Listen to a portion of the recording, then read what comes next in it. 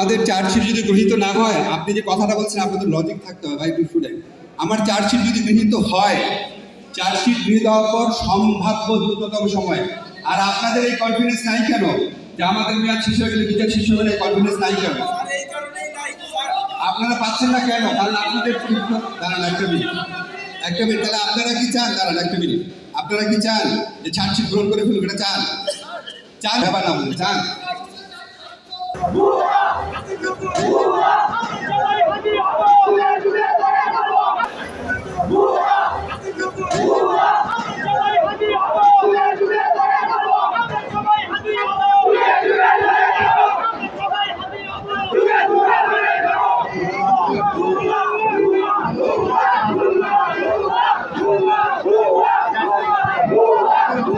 দেখার দায়িত্ব যে মন্ত্রণালয়, আপনাদের যে কনসার্ন আছে আমি কথা দিচ্ছি, আপনারা যেভাবে বলেছেন আপনাদের কনসার্নটা আমরা পৌঁছে দিই।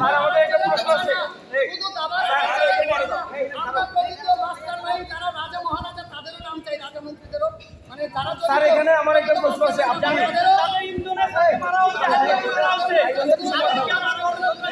চুপ করো, বলো।